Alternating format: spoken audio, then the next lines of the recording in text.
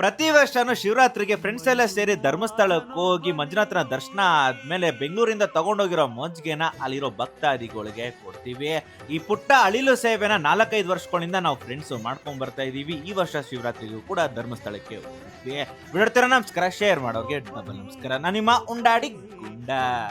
Bengaluru hit ಮಾಡ್ಕೊಳ್ಳಿ. ನಮ್ಮ friend chia juice ಹಾಗೂ ಮಜ್ಜಿಗೆ ಫ್ಯಾಕ್ಟ್ರಿ ಇದೆ. ಇಲ್ಲಿಂದ ಜ್ಯೂಸು ಹಾಗೂ ಮಜ್ಜಿಗೆನ ತಗೊಂಡು ಟಿಟಿ ಹಾಕೊಂಡು ಧರ್ಮಸ್ಥಳದ ಕಡೆ ಹೊರಡ್ತೀವಿ. ಧರ್ಮಸ್ಥಳ ತಲುಪ್ತಾ ಇದ್ದಂಗೆ ಫ್ರೆಂಡ್ಸ್ ಎಲ್ಲ ಫ್ರೆಶ್ ಅಪ್ ಆಗಿ ಮಂಜುನಾಥ ಅಣ್ಣಪ್ಪ ದರ್ಶನ ಮಾಡ್ಕೊಂಡು ಅನ್ನದಾಸೋದಲ್ಲಿ ಊಟ ಮಾಡ್ಕೊಂಡು ಜನ ಎಲ್ಲಿ ಜಾಸ್ತಿ ಇರ್ತಾರೋ ಅಲ್ಲಿ ಟಿಟಿ ನಿಲ್ಸಿ ನಾವು ತಗೊಂಡೋಗಿರೋ ಚಿಯಾ ಜ್ಯೂಸು ಹಾಗೂ ಮಜ್ಜಿಗೆಯನ್ನ ಕೊಡ್ತೀವಿ.